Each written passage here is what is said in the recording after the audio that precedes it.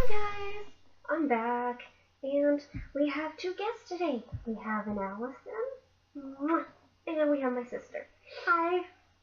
And my sister is going to be here today to tell you guys about some questions about our vision disability. So, let's jump right in. And our first question is, what is nystagmus? Okay, so I kind of looked it up, so my answer is going to be a little bit longer. So nystagmus is, according to the American Academy of Ophthalmology, is an involuntary, rapid, and repetitive movement of the eyes. Usually the movement is side to side. It's called horizontal nystagmus, but it can also be up and down, vertical, or circular, rotary nystagmus. The movement can vary between slow and fast and usually involves both the eyes. People with nystagmus may not be aware of their eye movement because of what they see usually doesn't appear shaky to them. And people with nystagmus may tilt or turn their head in order to see more clearly. This helps to dampen or slow down eye movements. And there's two types of nystagmus, congenital or acquired. Congenital develops in infancy, usually between 6 weeks and 3 months of age. Blah blah blah. There's a whole bunch of other stuff. I'm going to skip through what's not really Pertinent for us. Yes. So when children with nystagmus get older, they don't see the world as shaky, but they don't really develop very clear vision either. So, yep. Yep, that's pretty much just that first page, and so, but there'll be a link in the doobly-doo description thingy. Yeah, I quoted Hank Green, leave me alone. Yes, I will make sure to have that link down there for you guys.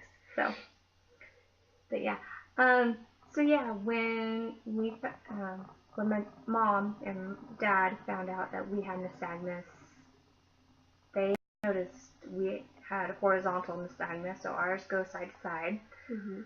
Ours apparently is not as fast as other people who have nystagmus, but it's not very slow either, so I'd say it's about medium.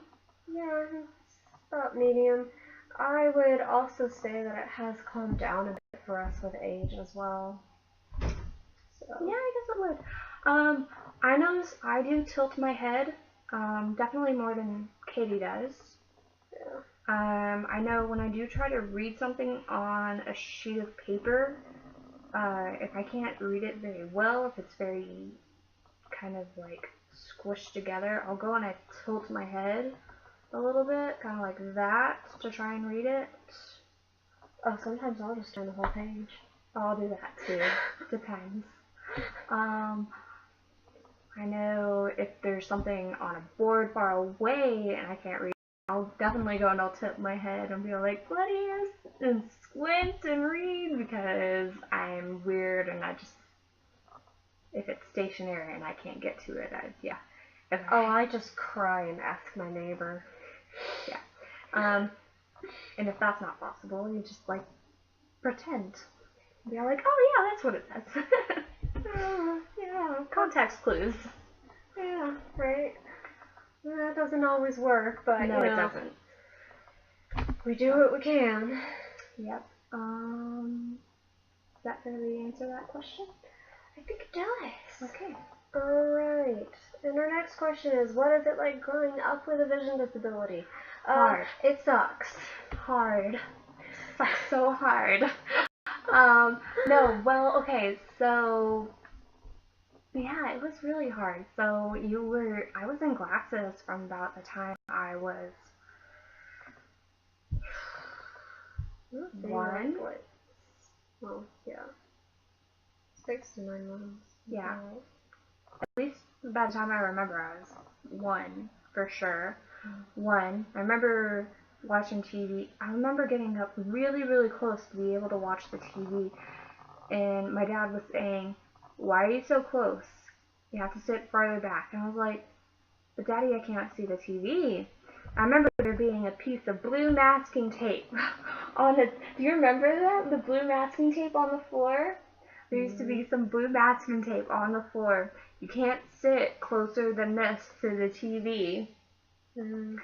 Yeah, and yeah, there was blue masking tape on the floor because that was back in the old school days, kiddies, when the TV was not plasma and there was like radiation and shit coming out of the TV.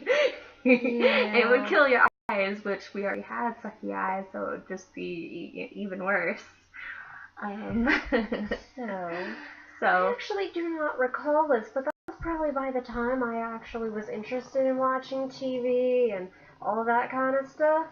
They gave up on trying to keep us back from the TV. Yeah. So that was just before we even got to school. When we got to school, it was a lot of tears and trauma and frustration and trying to tell a teacher, no, I can't read that. I don't know what you're writing on the board. I don't know what's on the overhead. I don't know what's going on. No, I can't read the clock on the wall because it's near the ceiling. Yeah, so reading analog clocks is a pain in the ass. Digital clocks or watches are your best friends.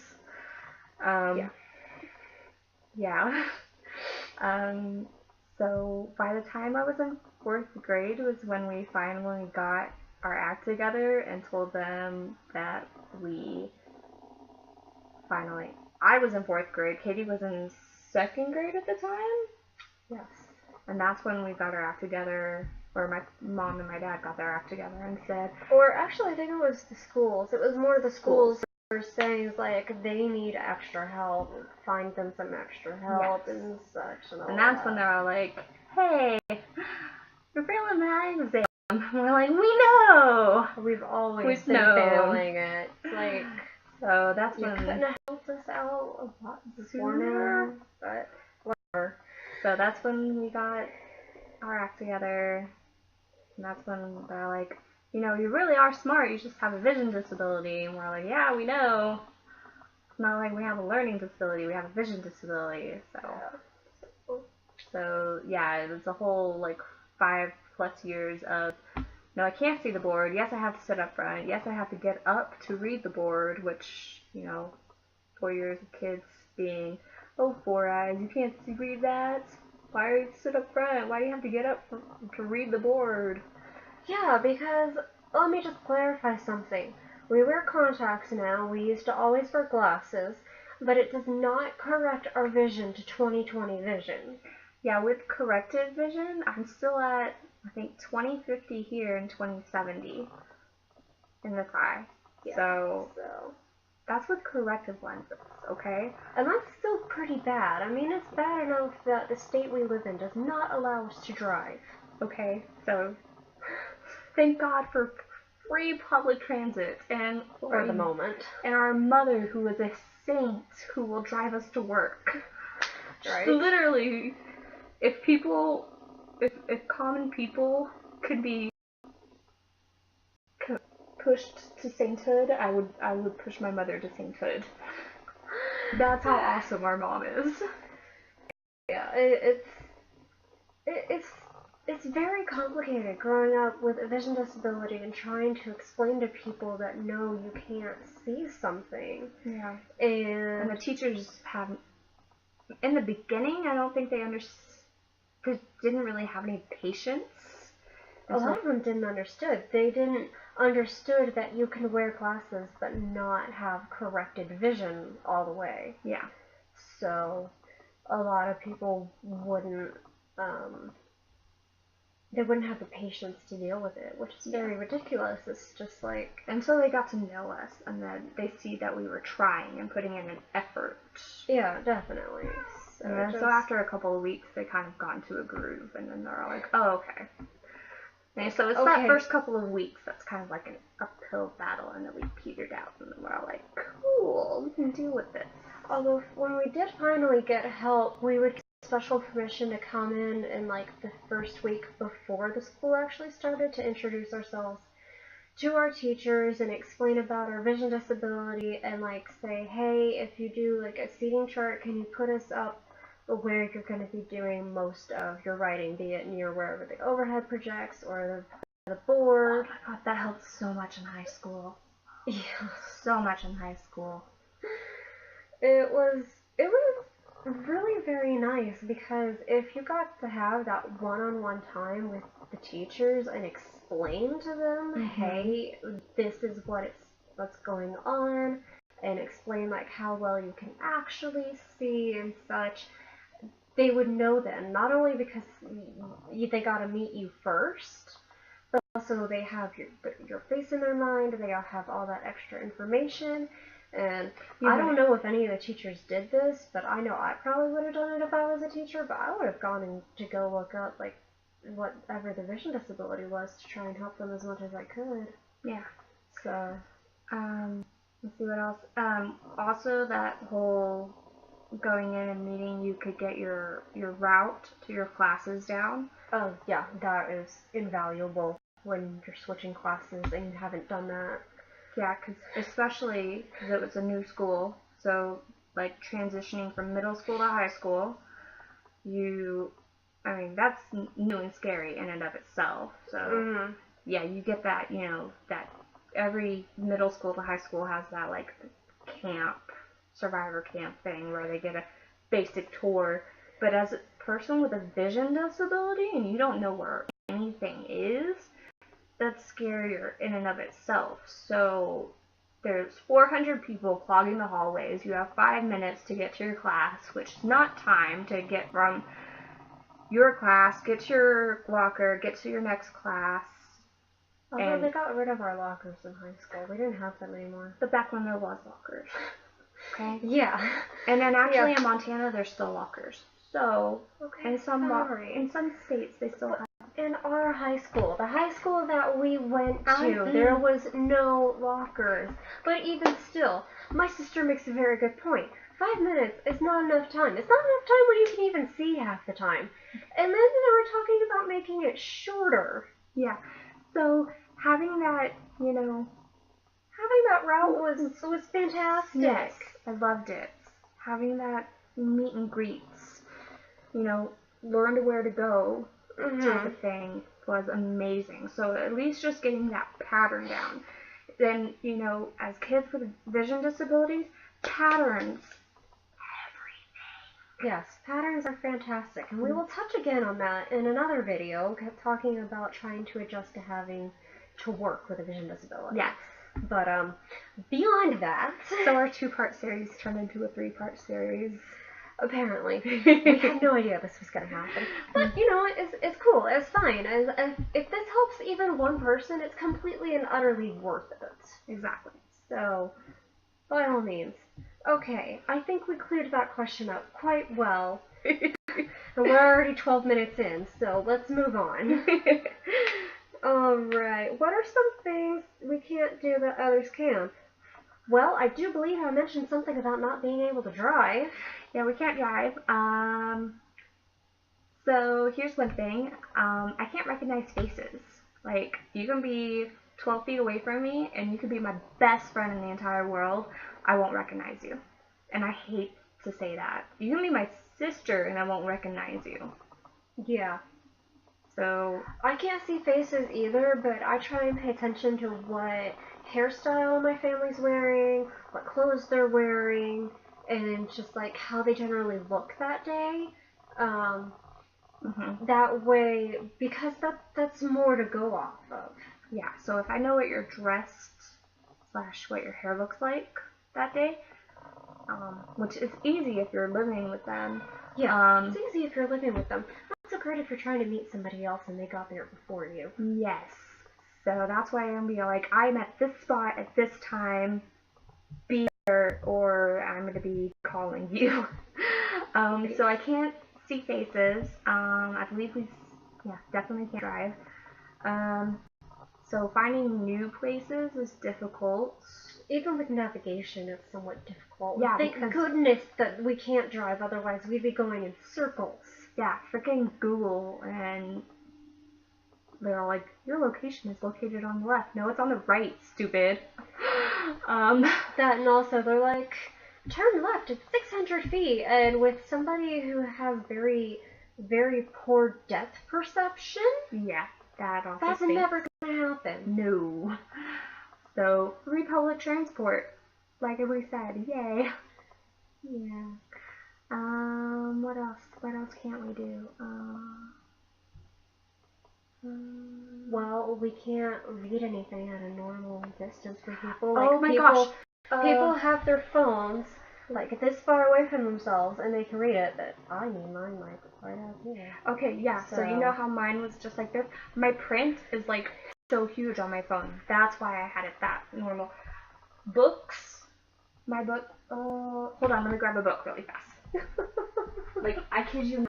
When I read a book, I'll fix it. I'll fix it. When I read a book, and normally I have reading glasses on, but when I read a book, it looks like this. You see how close this is? And that's with moderately big print too. If it's normal, smaller print, I'll be like this. Yeah. So, it's a wild ride from start to finish. It looks crazy. So analog clocks are bad. We can't read analog clocks. You've already said that. I know, I'm just reiterating. What else? Oh gosh. I'm trying to think. A lot of signs. Like street signs. Street signs, signs in the grocery store have to be read underneath them half the time to be able to read them. Yeah, just there's a whole lot you can't do. Sports are next to impossible. Watching sports is very impossible. I like to say even on TV, we can't watch sports because a lot of it just looks like multicolored blobs moving around on their screen, and it's like, okay, well, I have no idea what's going on. So you know how people toss you things sometimes, and I'm like, no, don't do that. My favorite saying is, I have no eyes. Why do you think I have no hand-eye coordination? Mm-hmm. Right? That's why I sucked at sports in school. So I blamed my gym teacher for that one time that I got a ball to the face, but that's another story. Well, I got a football to my eye once. So did I. So I nearly broke my glasses and I ended up on the floor. In tears? Yeah. We ended up a lot of balls to the face in gym. Gym was not fun for us. I was very happy that one year where as long as we were like up walking around, they didn't care if we actually did anything. I got so used to like being able to read a book and be aware of my surroundings as I walked around the basketball court. Running is good. We like running. As long as I don't need to see anything, it's great. Which is why gymnastics was actually pretty good because I didn't need to see anything from a distance. All of it was just whatever was around you and that you touched, or if it was the balance, whatever you were standing on. I mean, if your depth perception was that bad, then yeah, the balance beam would suck. But I can see my feet, so yeah, my depth perception is that bad. It really just depends upon how bad your eyesight is, which mine's a little bit worse than what Katie's is. Mine is moderately better, but I still say that you have the better distance vision. I do have, out of the two of us, I have the better distance. Katie has the better reading. Yes. So that's why my books are so close. Although I have books close to my face too, which is why I always avoided reading at work. Didn't want to have that conversation. But anyway, I think we cleared that up. Yes. So there's a lot that we cannot do, so don't expect us to. And that whole random fact of like how somebody can see the light of a candle from a football field away. Yeah, not us. Not us. Lie. So anyway, last question for this video. What can others do to help if we need it? That's more of a... Honestly, that's more of a... I don't like someone just saying, here, let me do that for you. It's, hey, can you do that for yourself? And if I say no, how can I help you?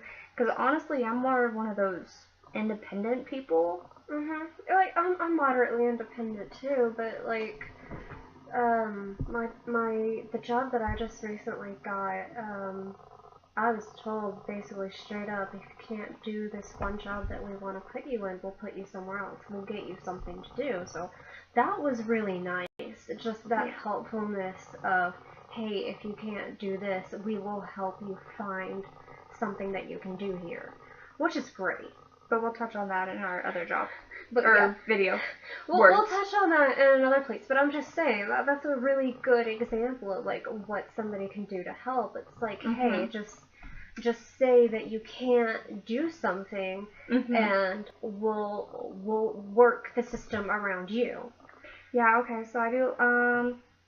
And that's what a lot of the teachers would do. Like when we were able to go and introduce ourselves and say that we have a vision disability, they would be like, okay, so what do you need? Do you need to be up close to the board? Do you need like personal copies of the notes, which I did get occasionally sometimes, especially in math. Yeah, I did like that. I like sometimes when going to fast food restaurants, if you're not with someone who you know fairly well, if you're by yourself at a new fast food restaurant, because I can't read the boards up above, like the menus up above. No, I can't read them either.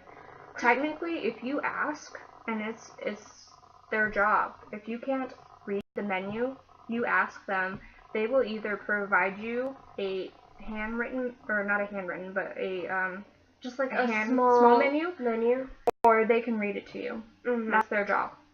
So I did learn that. And if they don't, complain to their manager. Yep, because that's their job. They're supposed to do it.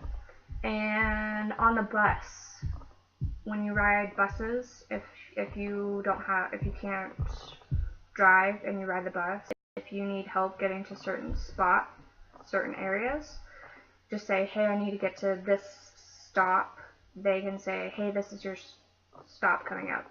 And yep, so that's helpful as well. And you know, if you need something, you ask for it.